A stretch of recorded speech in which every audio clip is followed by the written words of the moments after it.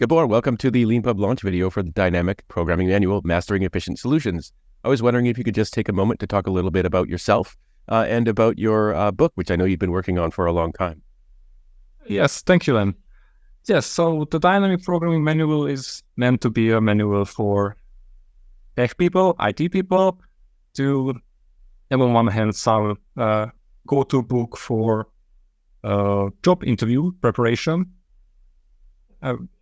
with the examples containing it, and maybe some problem-solving skill enhancement for already IT professionals. Yeah, it's really interesting. I love how you sort of like it's very hands-on and you go into so much detail.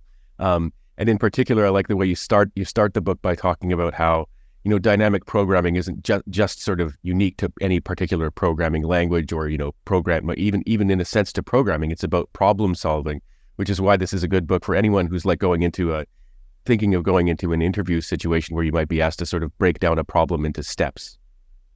Yes, and that's the idea of dynamic programming, breaking down complex tasks into smaller and solvable steps, and then putting the result together. And if you can make it efficient, then it's even better, because there's always a brute force solution, but it sometimes takes too much time and too many resources. And maybe you won't end it in a feasible time.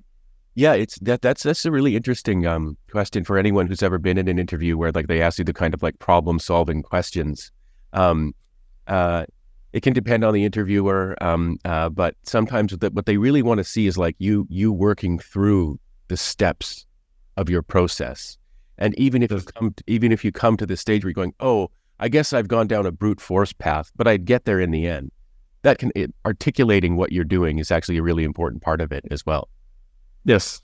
And that's the nice thing about a live interview. Sometimes you just encounter a set of tasks, time task, and solve the problem with an optimal solution.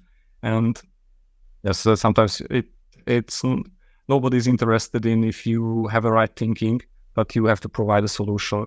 And yes, sometimes you just are sitting in front of the computer, for example, and you black out and you don't get to, you cannot apply your normal thought process because you have a timed 5-minute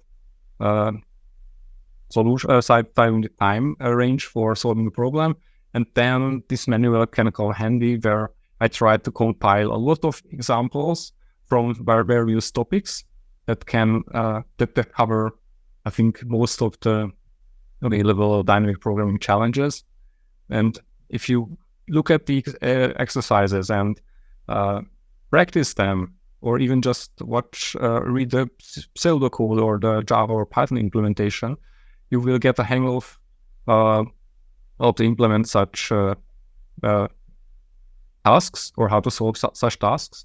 Or even you realize, okay, I read in the book this exercise, and that's very similar to one that I have to tackle. And then you can apply exactly that approach that I've written down for that exercise in the book. Yeah, it's really good. I think there are about 30 or 35 exercises so far in the book. The goal is 50 at least. 50, okay.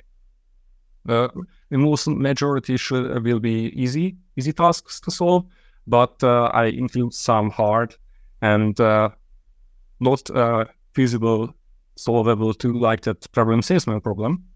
So which is a well-known dynamic programming challenge, which is some good approximation algorithms. Yeah. Just one last thing, people, attentive watchers or listeners will have noticed that we talked about the book not being done yet. If you buy it, of course, you'll get all updates for free. That's the way Leanpub works. Yes. And I was just wondering if you could talk a little bit about your process. So I see the book is right at this moment 90% complete. Have you been publishing, one problem at a time or a batch of problems at a time?